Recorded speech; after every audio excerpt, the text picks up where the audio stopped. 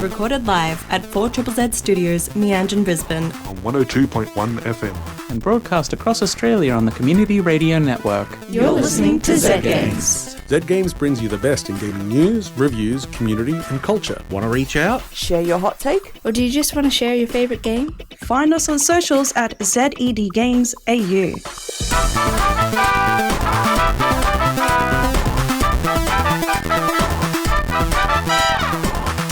Hello everybody, how are we doing? And you are listening to Zed Games. I am joined in the studio today by Hazel.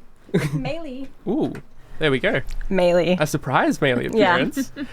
And Rio, the really awesome journalist that I am excited to have on the episode today, because we are doing a little International Women's Day special, even though International Women's Day was last week. But don't worry about that, because we can celebrate women anytime. We have a very packed episode for you today. We've got a bunch of interviews, we've got a bunch of songs by female artists we've prepared, and we have a lot of games that we want to highlight that mean a lot to us in relation to women representation in games. How are we all feeling today?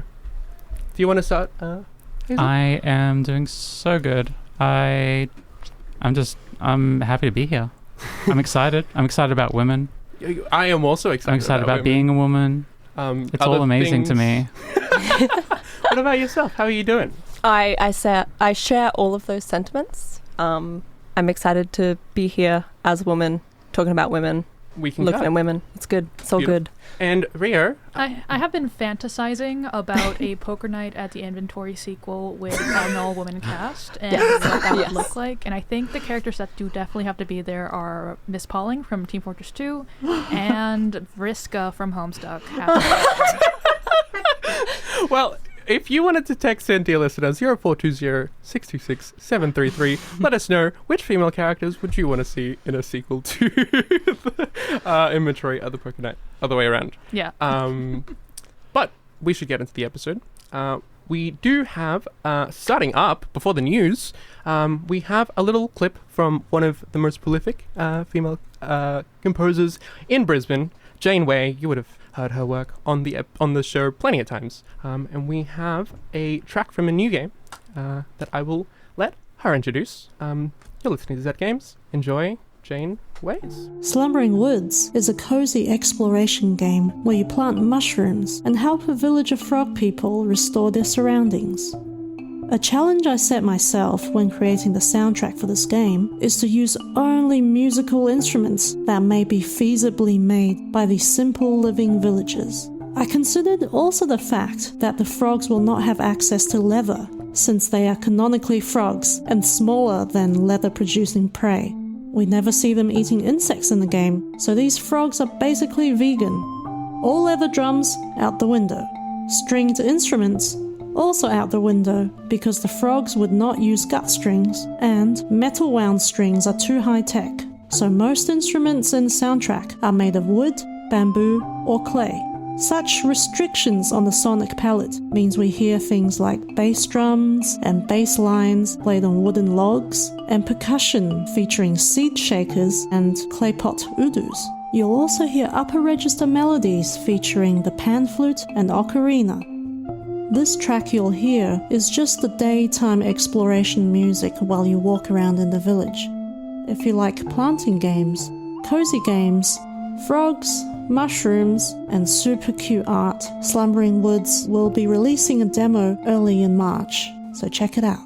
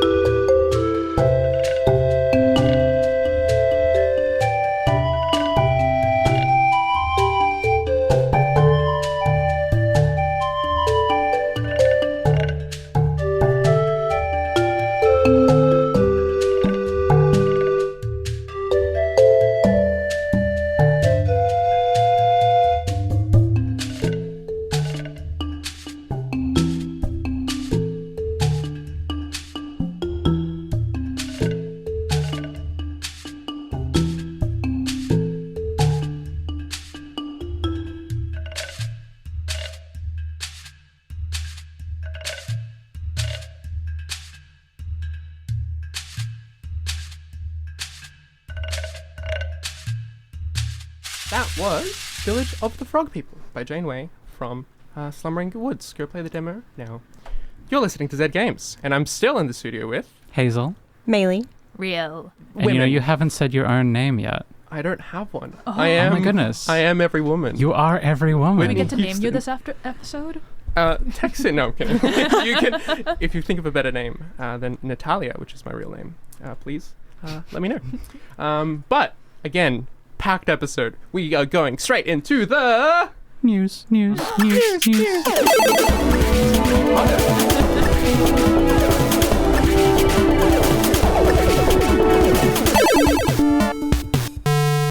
This week in gaming news, Australia begins age verification for online video games rated R18+. The new rules kicked in this Monday and are in addition to the existing social media bans for under 16s. They require online games platforms to implement age assurance checks or receive penalties of up to $49.5 million. The rollout has attracted some controversy. A story appeared in the ABC on Monday from reporter Ahmed Yusuf, quoting representatives of a number of Australian universities expressing privacy concerns. RMIT University official Dana McKay said, "One of the challenges with this age verification, though, is how does it work and what happens to the information?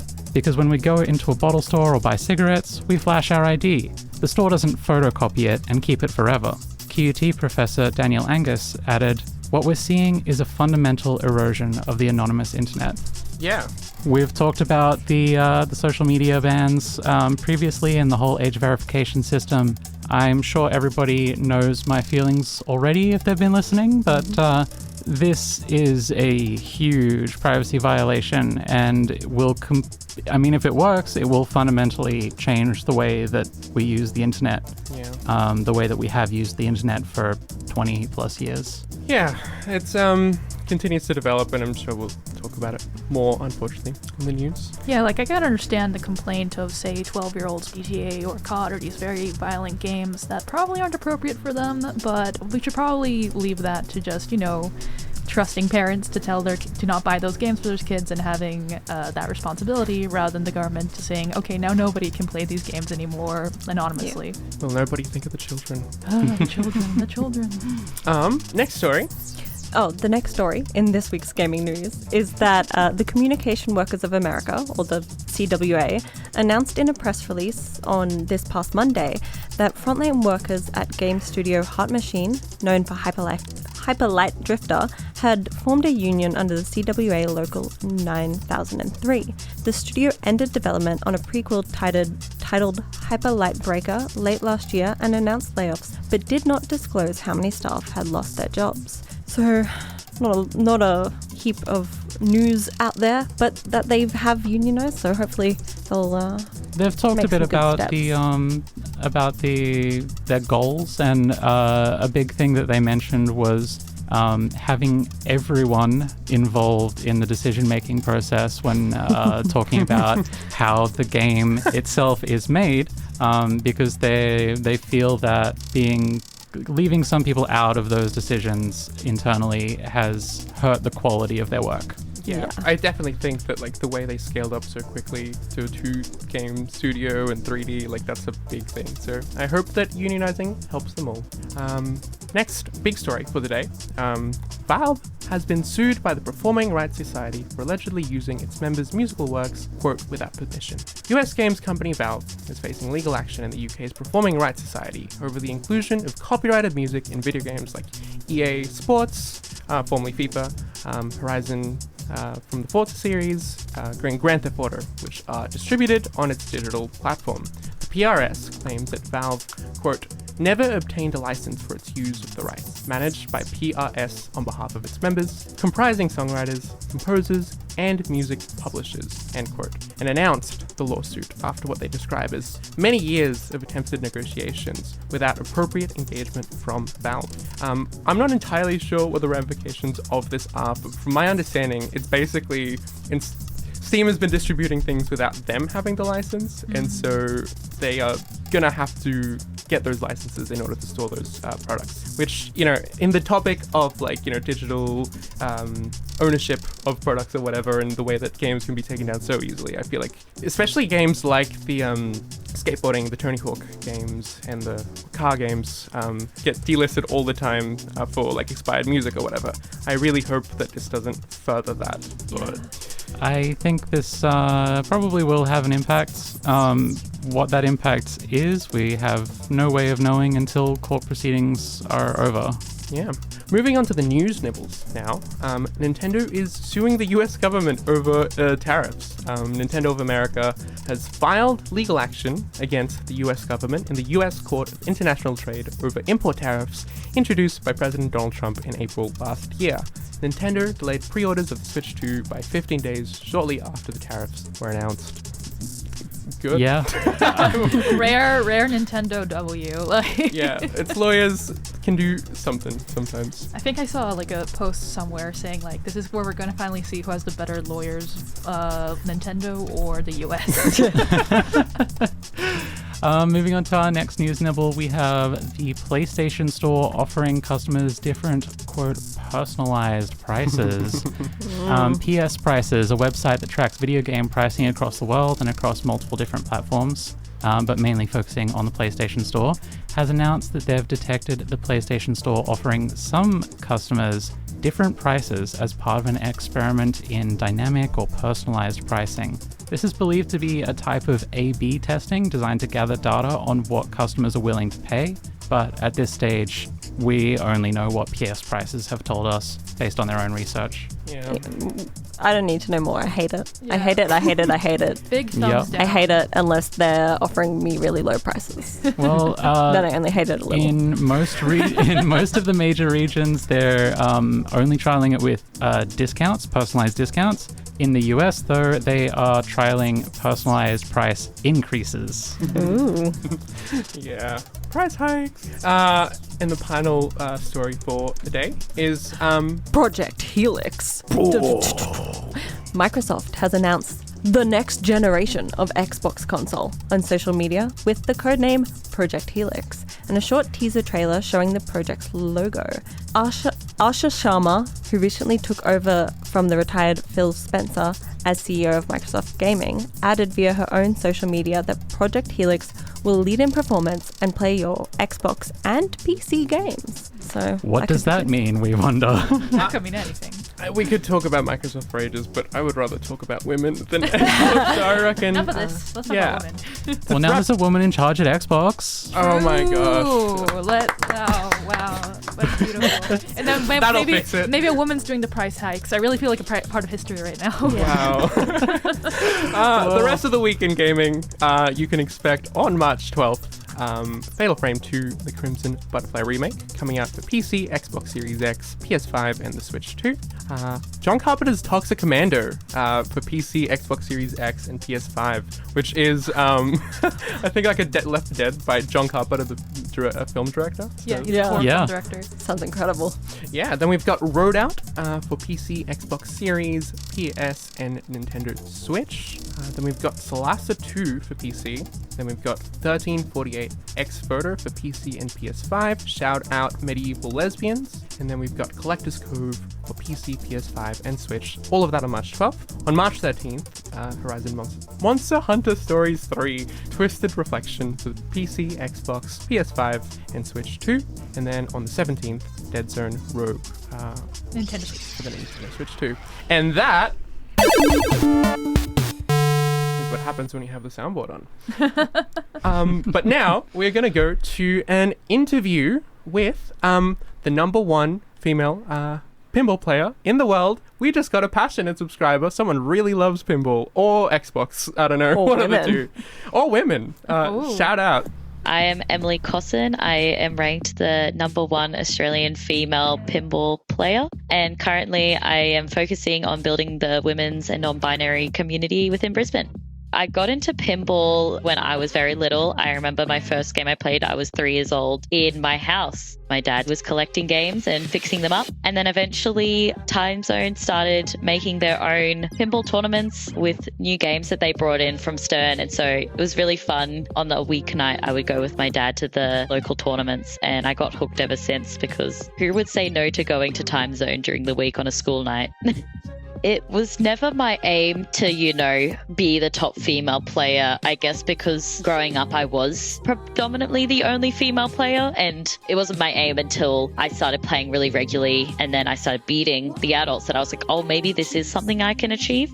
From what I remember, the very beginning comps I went to, the distribution of women to men was probably 10% women, 90% men. Like if there was a 30-player comp, maybe we had 3 women. And of course, everyone was at least 20 years older than me, which it was fine because I had my dad there. So I always felt comfortable going. And then, I think they were more encouraging because they could see that I was a younger player that could potentially carry on their hobby that they remembered as a kid. There were a few lady figures that, kept me coming back, especially Holly from the Gold Coast. She was kind of like my pinball mum growing up. Definitely influential to me. Otherwise, I probably wouldn't have kept playing if I knew I was still playing with predominantly men. I was very fortunate that I never really experienced any really negativity from what I remember. There was mainly happy memories getting to play with the locals that I used to see who were mainly men. It was definitely a different experience than I think for most women entering the hobby because of that, age gap that I had.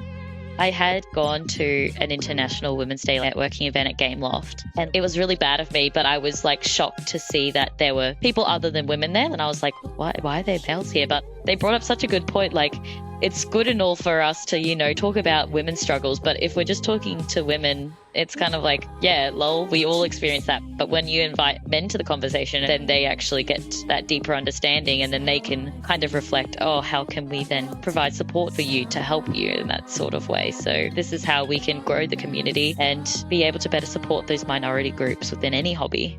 Nowadays, you see people wanting to spend time at home and connect online, but after COVID, you see that everyone actually does still want to socialize, and I think a pinball is just a really great way to do that. It's just a really fun time to be able to hang out with people after work in a very casual light, since it is such a social gaming experience, but then you can also get into your competitive spirit as well. So it's just a well-rounded hobby that you're able to make those friendships, but then also feel like you're in a community as well.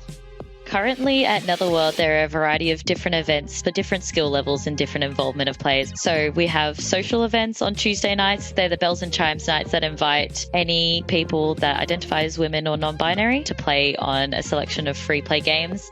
And this is mainly just to encourage anyone to hang out with their friends and have a try if they haven't before. And then for the players that are kind of more invested in trying to start playing competitively, but they're not quite sure if they want to start playing in more of the serious comps, we've been getting a great consistent base of competitive regular monthlies, and we get a mixture of ages as well. We have some very young people to some older ladies that have played all their life. We've been getting so many trans, non-binary players come in as well, which has been so amazing that we've been able to attract and engage all types of groups, and everyone has just been so welcoming, which is why we have been able to have new players nearly every month, which has been so amazing.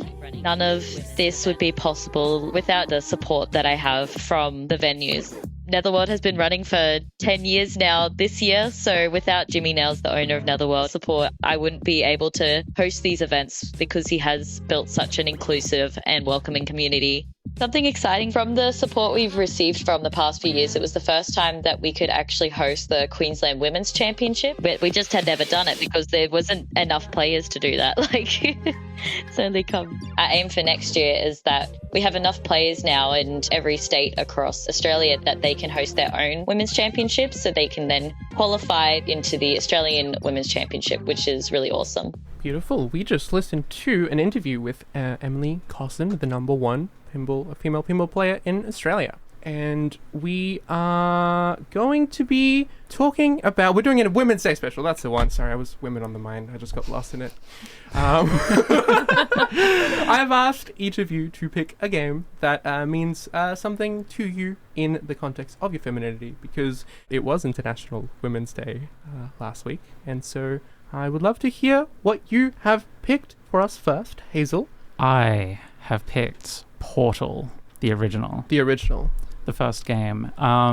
I think Portal is a really interesting perspective on a female protagonist in a video game, because Chell, like Gordon Freeman in Half-Life, does not speak, does not say a word, doesn't even really have agency beyond solving the puzzles. But also, you don't get to see Chell directly. You only see her as the player through portals, and the portals aren't even like a mirror where you can look directly at yourself. You're always seeing yourself from some strange angle, and it just connected with me in a way that I can't quite explain the first time I played it, and it stuck with me ever since. Just I guess Chell was probably one of the first female protagonists I ever experienced in a game. Yeah, same here. Yeah? Yeah. I can't remember. I don't even think the first time I played the first Portal anyway, I knew that Chell was a woman. Like, you have to look close. Yeah. Yeah, it's assumed, I guess, if I see a gun in my hand, I'm playing as a guy, because that's kind of who they're made for generally, so... And it's never addressed in the dialogue by GlaDOS. It's... Yeah, and I also found the relationship between Chell and GlaDOS as women. I mean, it's completely one-sided, but it's so complex and interesting, and something that I don't think... I think very, very few games have come close to it in the years since. What do you see their relationship being like? I mean, complicated. You can read a lot of things into it. You can read whatever you want into it. What do you read out of it? If, whatever. Everything, I mean, GlaDOS is clearly obsessed with Chell, but in a way that she wants to study her like a bug in a jar or something. And it's like Chell is so stripped of personality and agency as a protagonist, and has this non-violent means of moving through the world as a video game protagonist, and especially coming from Valve, who have basically only made shooters aside from Portal up to that point. It's just such a different perspective to anything that I had experienced before Portal. Yeah, no, I think that image of, like, at the start of the game where you're literally, it kind of feels like you're like a bird in a cage or like a butterfly in a jar or something like that. Yeah, and then the first display. Yeah. Yeah, and then the first two portals open and you just see yourself like from the side, from a distance, and it's like, is that me? What? Who is that? Yeah, I think to circle back to what you said about how you don't really know Chell is a woman, or like it's not really addressed, that really, yeah, you're right, because I think when people discuss Portal, I think Portal and Portal 2 often are talked in conjunction a lot, but you are right that there's a lot of differences. I think it's very interesting how in Portal, like, Chell's gender isn't made a huge deal out of, as opposed to Portal 2, where GlaDOS is quipping that, oh, you're fat, you're unfashionable, so these very, like, female anxieties are put onto her, and I wonder, like, if that was done just to mine comedy out of their interactions a bit more, or like say to like kind of like assert Chell's femininity in the second game. But I always found it very funny because Chell never responds, so it's almost like perhaps GlaDOS is having some baggage she is putting onto Chell, but Chell is very unbothered. She is just solving her puzzles, but well, she's living in GlaDOS's mind rent-free, clearly. Yeah. Do you have any thoughts on Portal 1 in relation to Portal 2 in terms of how that relationship shifts, maybe? I haven't thought about the relationship from the first game to the second quite so in depth, but I think that the world of Portal opens up quite a bit in Portal 2, and it stops in a way just being about GlaDOS and Chell. You have the audio logs from Cave Johnson, you have Wheatley as a major character, and those aren't women, so I don't care. Yeah, maybe it sounds a little bit like in Arcane season 1 to 2. Like, the first season is about the relationship of the sisters, and then it becomes some weird intergalactic thing. It's like, Yeah. The focus story is nice. I liked how focused the first game was. Yeah. To be fair, gotta give props to Portal 2 though. You do have GLaDOS like with you as little potato in Portal 2. So Yeah. I think in my opinion the relationship is deepened in the second game because it is giving that more depth, but a lot of Wheatley nonsense in between, so fair enough. Yeah. Women can be potatoes too. Yes. That's literally what my next segment's going to be. It's about how women can be potatoes too, actually. Oh my goodness. Segue? Should we take a little music break? But yes, before that, we are going to... I think that warrants a replay for Portal 1 and 2. Thank you very much, Hazel. Anyway, you're listening to Zed Games, and now I've asked all of you to pick a game for International Women's Day. And Rio, you have picked... I picked Cairn, the game that just came out this year. I've heard excellent things about it, and I am dying to hear your thoughts. I have many. So yes, for International Women's Day, I decided to go with Cairn. It just came out this year in late January. And Cairn, I wanted to spotlight it since it's a game that's both female-led in development and has a female main character. So I'll explain. Cairn is a survival climbing game where you control Aava, a famous alpinist, on a quest to climb the summit of Kami, a deadly mountain that no one has ever successfully climbed and lived to tell the tale.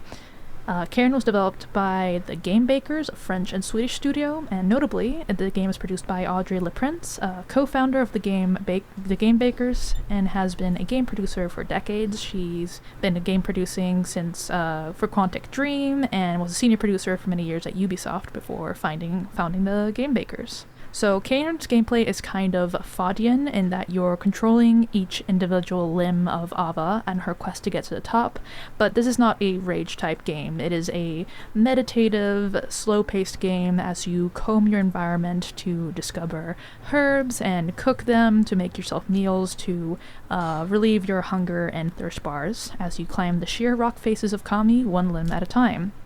So this game has been really highly rated due to its innovative gameplay, but has a vocal minority of people who do not like it, mostly based due to Aava's personality.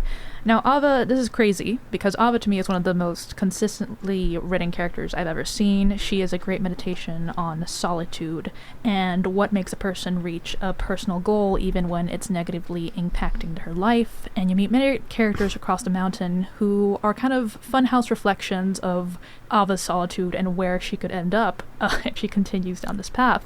Aava is also really headstrong, impatient, standoffish, ambitious, and rude. She ignores calls from her girlfriend, from her male agent, and I think that's probably the main reason people don't like her. But I find this kind of interesting, since we often see characters that are male characters that are very much like this, who are these rude badasses like Kratos from the God of War games, or Trevor from GTA 5. But when these characteristics are in a female character, there seems to be a strong reaction. So, and I think the reason because of this is a personal theory I have about character palettes, and how throughout history of storytelling, female characters have been awarded a much narrower range of archetypes compared to their male counterparts. By this I mean there are a broader range of physical character archetypes, personalities, behaviors, and aesthetics that we have awarded to male characters but not female characters. So, while a male character can be emotionally distant, ruthless, rude, a female character can't.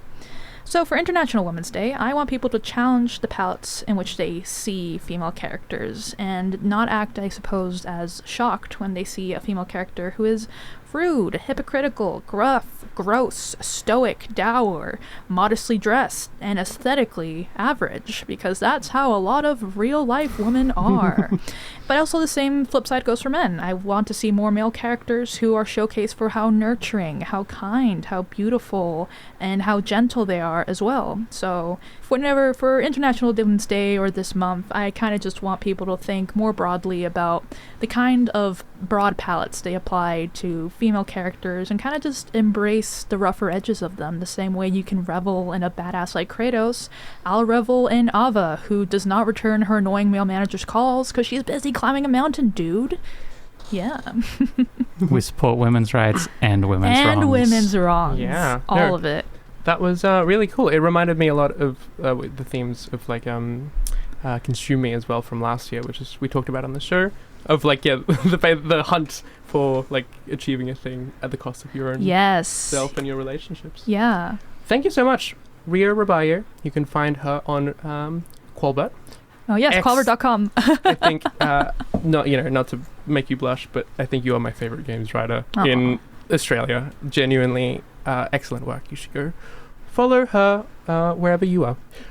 But we are going to an interview now with a game from Brisbane as well, Zolana Galactic.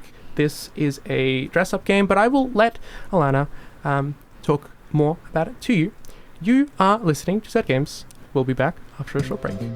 Hi, I'm Lana. I run Alanamation, and I am making a Y2K alien sci-fi themed dress-up game called Zolana Galactic. The game's initial premise is that you are a little alien named Zolana, orbiting Earth and studying Earth culture, and she is enamored by fashion, especially the Y2K genre of fashion. And then along comes another alien who is a member of an alien race called the Unifornians, and they are all about conformity, kind of taking away individuality. Zolana challenges the Unifornian Una to a fashion battle, and your job is to dress up Zolana in bestum. There is a direct lineage from the kind of like Flash dress-up game genre to the concept of Zolana. I was a big player of those kinds of games. Honestly, I've been playing them even in my 20s when Flash was still a thing. They're like the earliest and easiest access for games that really resonated with me. I had played other games, of course, but it was just something about getting to like express that kind of creativity. The biggest inspiration was Space Channel 5. It's like a rhythm game where you're a news reporter fighting against some bad guys, I guess. Me and my sister played it on the Xbox 360. Yeah, the fashion in that has that really similar kind of Y2K sci-fi aesthetic. I was a child during that kind of point in time, but like I have very distinct memories of enjoying fashion as a younger child, and then you kind of get a little older, and then I know for a lot of female presenting people you kind of get into that point where you try and distance yourself from girly things and feminine things. I had that going on for a while, and then after high school into my early 20s, I was really getting back into fashion and enjoying girly things and pink. Y2K is really fun and quirky in a way that a lot of modern fashion tends to be distancing itself from. Unapologetic. And I think it's fun, especially as a queer identifying feminine person, to kind of allow yourself something that is distinctly feminine yet also unappealing to men. It's out there and it's outrageous. Think of like Raven Simone from That's So Raven and those ridiculous like dresses over pants and stuff like that. It's very distinctly not for men. And the protagonist, Ulala, she's also very proactive. That's a big thing about the game, is that you're playing a dress-up game which is very objectifying almost. Like the character usually isn't a character, it's a placeholder that you get to dress how you want. And yeah, my game kind of takes that and adds stakes, and it adds a story, and it adds agency for the protagonist and the character that the player is helping with rather than overtaking. Zolana Galactic is free to play on Steam and itch.io right now. You can follow me at socials at Alanamation. We just listened to Zolana Galactic interview with the lead developer, featuring music from Jane, who we played earlier as well. And we are not disembodied voices. We are people, and we are in the studio. I'm joined today by Hazel, Maylee, Rio, and I'm Natalia. And we are Zed Games. And we are Zed Games. We have been covering quite a bit of ground in terms of like representation with women. We've got pinball players, we've got like Portal, we've got like a bunch of different cool things. But I wanted to highlight a kind of review. I'm going to play the intro. Yeah. Don't stop, Girlypop, come on.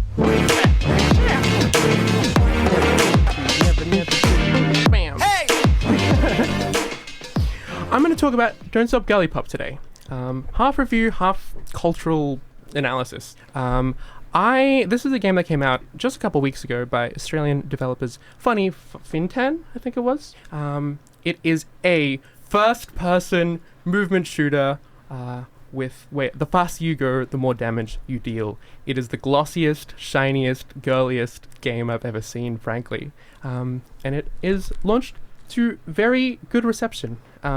Personally, one of my favorite things about it is just how much it commits to the aesthetic of Don't Stop Girlypop. It is glitzy, it is Y2K, it is like... It looks like you're inside a blingy GIF from like the 2000s or 2010s or whenever that was around. Yeah, it really does. In the game, you play as Imber, who is half fairy, half like Doom guy, like just a weapon, from the planet Synthalium, which is an evil mining company called Tiger Nix has come to drain the love from the planet, which is kind of bastards, which is kind of the resource that keeps the planet going.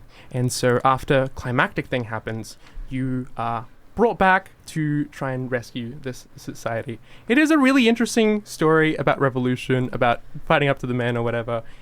It is a really fun shooter as well. It does a lot of things to make this kind of genre accessible, which is important for the things I'll mention in a second. It is a little bit visually noisy at times, and it does have a little bit of a rough polish. This is a first-time indie debut from a very small female-led studio. There is a lot to be forgiven, but for me, the reason why Don't Stop Girlypop is such an important game is the history of the people that made it. This game started life as a game called Inoculus, I think it was called. I can't even pronounce GlaDOS. it. GlaDOS. I can't pronounce that on a good day. But it started its life as GlaDOS, which was a high school project for lead developer Jane Fiona Kennington, who is a transgender woman. And so when she started the game, it was it was a bleak and dull shooter set in a grey-brown aesthetic, very much pulling from what you expect the shooter genre to be. But as she transitioned, this game kind of transitioned with her.